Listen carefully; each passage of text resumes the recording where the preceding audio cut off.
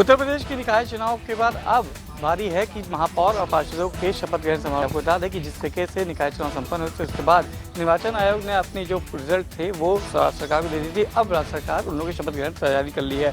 माना जा रहा है कि कल लखनऊ के इंदिरा गांधी प्रतिष्ठान में लखनऊ के महापौर सहित 110 पार्षदों को शपथ दिलाया जाएगा। इंदिरा गांधी प्रतिष्ठान में इसके लिए 1500 लोग को इन्वाइट किया गया है और बताया जा रहा है कि रोशन जैकब जो कि कमिश्नर लखनऊ हैं वो महापौर को शपथ दिलाएंगे। साथ ही साथ जितने भी SDM हैं वो जो पार्षद हैं उनको शपथ दिलाएंगे। इसके लिए 1500 अतिथि को बुलाया गया है। इंदिरा गांधी प्रतिष्ठान में कल ये कार्यक्रम सुबह 11 बजे से शुरुआत की जाएगी।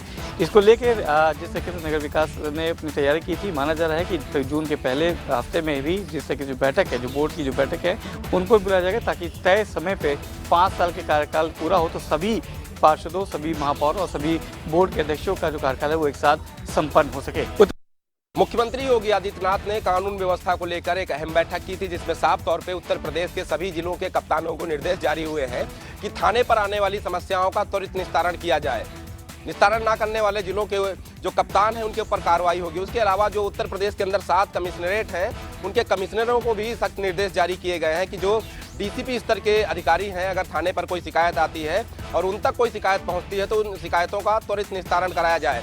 साथ ही साथ जिलों में कानून व्यवस्था को बेहतर बनाने के लिए समय समय पर पेट्रोलिंग की जाए। उसके अलावा जो माफिया हैं उनकी लिस्ट बनाकर कार्रवाई करने के निर्देश जारी किए जाएं। मुख्यमंत्री योगी आदित्यनाथ ने कल पूरे प्रदेश भर के अफसरों के साथ कानून व्यवस्था, साथ ही साथ विभिन्न योजनाओं को लेकर समीक्षा की थी।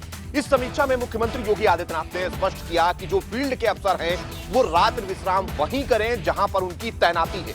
सीधे तौर पर मुख्यमंत्री योगी आदित्यनाथ ने लाउड स्पीकर को लेकर भी नाराजगी जताई, क्योंकि उत्तर प्रदेश सरकार ने जो सुप्रीम कोर्ट की गाइडलाइन है उसको लेकर एक बड़ा अभियान चलाया था, जिसमें यूपी पुलिस ने प्रदेश के सभी 75 जिलों से अवैध तरीके से लगाए गए लाउड स्पीकर को हटाया था।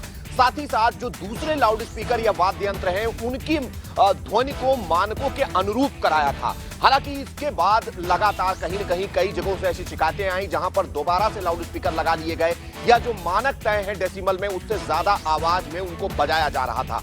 जिसके बाद मुख्यमंत्री योगी आदित्यनाथ कल जब समीक्षा बैठक कर रहे थे तो मुख्यमंत्री ने कड़ा निर्देश उत्तर प्रदेश के सभी अफसरों को, जिसमें IG, ADG, DIG, कप्तान और साथ ही साथ जिन जिन जिलों में कमिश्नरेट है उनके कमिश्नर शामिल हैं, उनको दिए हैं कि स्पष्ट तौर पर दोबारा से लाउड स्पीकर लगाने को बर्दाश्त नहीं किया जाएगा। मुख्यमंत्री राजधानी लखनऊ में जल भराव जैसी समस्या लगातार जारी है। ऐसे में कहीं ना कहीं लगातार शिकायतें होती हैं, लेकिन संबंधित जो विभाग हैं, चाहे LDA या नगर निगम, इस समस्या से निजात नहीं दिला पा रहे। आपको बता दें 2022 में एक जनहित याचिका दायर की थी, जिसमें गोमती नगर इलाके के वास्तुखंड में जल भराव की समस्या को लेकर के कहा गया था कि वहां पर जो जिम्मेदार अधिकारी हैं वो कहीं ना कहीं उसका संज्ञान नहीं ले रहे। जिसके बाद जो कोर्ट है उसने फैसला दिया था कि तमाम जो जिम्मेदार लोग हैं वो, लेकिन सबके बावजूद भी कहीं ना कहीं जिम्मेदार दूर रहे। जिसके बाद अब हाईकोर्ट की लखनऊ बेंच ने कहा राजधानी लखनऊ में जल भराव जैसी समस्या लगातार जारी है। ऐसे में कहीं ना कहीं लगातार शिकायतें होती हैं, लेकिन संबंधित जो विभाग हैं,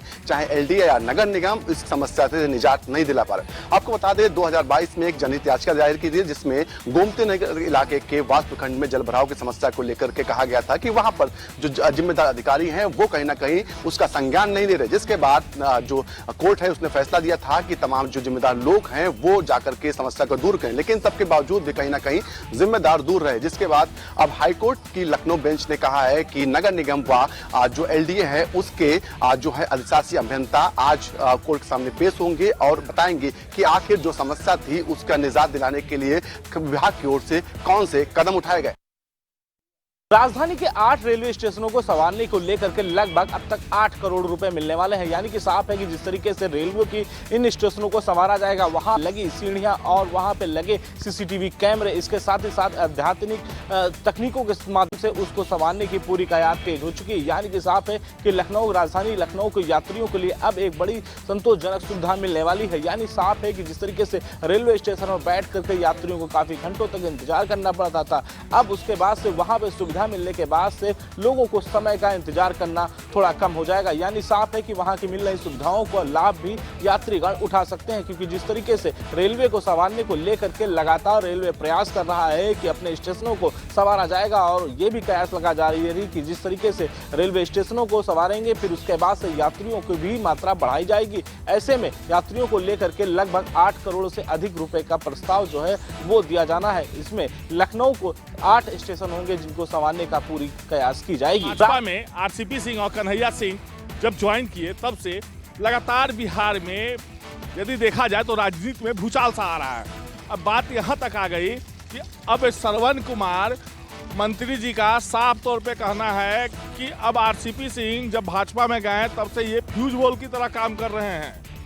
साथ ही साथ अब आरसीपी सिंह का वहाँ पे खुलकर आरसीपी सिंह ने आरोप भी लगाया कि नीतीश कुमार जी अभी 1 साल चुनाव में समय है तो खुद वो चुनाव लड़ने से डरते हैं। साथ ही उन्होंने श्रवण कुमार जी के बारे में बोल दिया कि श्रवण कुमार जो हैं वो अपने विधानसभा की फिक्र करे, इस बार कौन जीतेगा, इसलिए कि आरसीपी सिंह और कन्हैया सिंह जैसे बड़े चेहरा अब आ चुके हैं भाजपा में, तो जिसको लेकर राजनीति जो है पूरा चर्चा में चल रही है।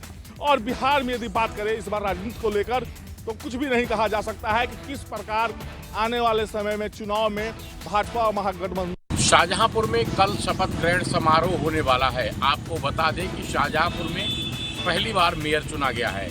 ऐसे में कल मेयर और पार्षद का शपथ ग्रहण समारोह रखा गया है, जिसमें मुख्य अतिथि मंत्री सुरेश कुमार खन्ना, जितिन प्रसाद और जेपीएस राठौर रहेंगे।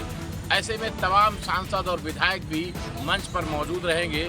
और सबसे बड़ी बात है कि शाहजहांपुर की जनता को पहली बार मेयर मिला है और उस मेयर का कल शपथ ग्रहण होगा।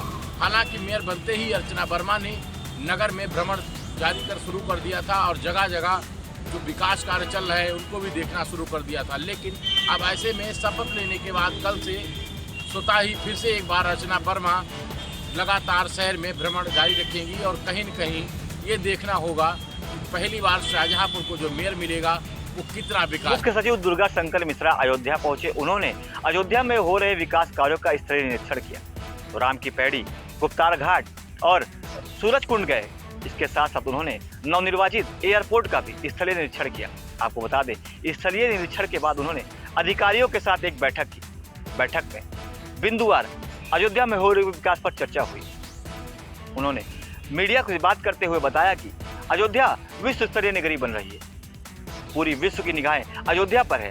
जब राम मंदिर बनकर निर्माण होगा तो अयोध्या का विकास देखने लायक होगा। वो अधिकारियों के कामों को नाखुश दिखे। उन्होंने अधिकारियों से सख्त लहजे में कहा कि अयोध्या के विकास पे ज्यादा ध्यान दें और जो भी कार्य हो रहे हैं उसमें तेजी लाएं, क्योंकि 2024 तक मंदिर निर्माण हो जाएगा।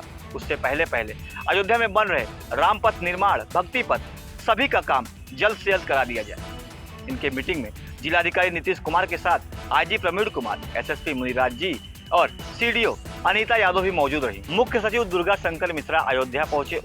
आगरा के सरेदी में महाराणा प्रताप विचार गोष्ठी का आयोजन किया जाएगा, जिसमें जो कार्यकर्ता हैं उन्होंने एक मीटिंग रखी। मीटिंग के दौरान उन्होंने कैलेंडर का भी विमोचन किया, जिसमें कार्ड राजस्थान और उत्तर प्रदेश और मध्य प्रदेश की सीमा से लगा हुआ ये मेन पॉइंट माना जाता है। सरेंदी चौराहा या कृष्णा गार्डन में महाराणा प्रताप की विचार गोष्ठी की जाएगी, जिसमें जो उत्तर प्रदेश में शिक्षा के माध्यम से या अन्य क्षेत्रों में जिन राजपूत छात्र छात्राओं ने जो मुकाम हासिल किया है या कहीं ना कहीं समाज का नाम गौरवान्वित किया है, उन लोगों को विचार गोष्ठी के दौरान मंच से सम्मानित किया जाएगा। चाहे वो राजस्थान में चुनाव की बात हो, चाहे उत्तर प्रदेश में, चाहे मध्य प्रदेश में, कहीं ना कहीं विचार गोष्ठी के माध्यम से एक राजपूत समाज को एक संदेश देना चाहते हैं और वहाँ सबको एकत्रित कर एक विचार रखे जाएंगे। जहाँ राजपूत समाज या मध्य प्रदेश की तरह उत्तर प्रदेश के सरेंदी में भी एक बड़ा आयोजन किया जा रहा है। जैसे मध्य प्रदेश में जीवन सिंह शेरपुर ने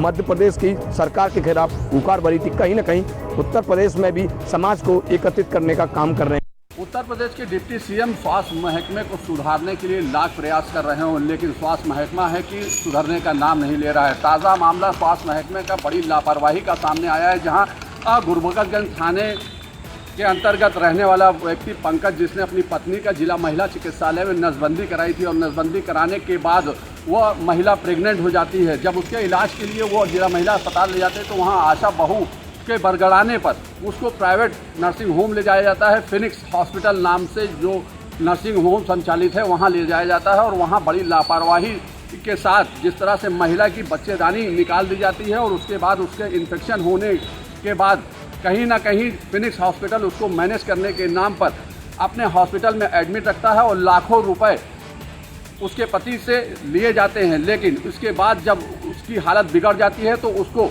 लखनऊ ट्रामा सेंटर रिफ़र कर दिया जाता है, जहां उस महिला की मौत हो जाती है। महिला की मौत हो जाने के बाद पति के द्वारा लगातार प्रयासरत रहने के बाद कहीं ना कहीं जिस तरह से उसने जिलाधिकारी माला श्रीवास्तव से न्याय की गुहार लगाई हो, फिर उसके बाद चाहे स्वास्थ्य महकमे से न्याय की गुहार लगाई हो, लेकिन उसको न्याय कहीं नहीं मिला। समाजवादी पार्टी के कद्दावर नेता आजम खां को एमपी एमएलए कोर्ट से बड़ी राहत मिली है। एमपी एमएलए कोर्ट ने आजम खां को 2019 में दर्ज हुए मामले में दोषमुक्त करार दिया है। उनको उस सीडी के ऊपर ऐतराज़ था जो सीडी दाखिल की गई थी आजम खां की स्पीच की, जिस स्पीच को कोर्ट ने वैध माना नहीं, और इस वजह से आजम खां को राहत मिली। लगातार आजम खां के अधिवक्ता की तरफ से ये दलील दी जाती रही कि जो सीडी और जो रिकॉर्डिंग पेश की गई है वो मान्य नहीं है। किसी एक पॉइंट पर आजम खां के वकील ने इस केस को जीत लिया। आजम खां को सबसे बड़ी राहत इस बात पे मिली है कि उन्हें जो 3 साल की सज़ा हुई थी वो कोर्ट ने ख़त्म कर दी और उनको बरी कर दिया। अब ऐसे में सवाल यही है कि आजम खां की जो विदाई की गई है क्या वो वापस आएगी? लोग तरह तरह की चर्चाएं चाय की दुकान पर कर रहे हैं और हिसाब लगा रहे हैं कि जैसे आजम खां की ये सज़ा बहाल ख़त्म हुई है, उसी तरह से आजम खां की विदाई भी वापस आएगी।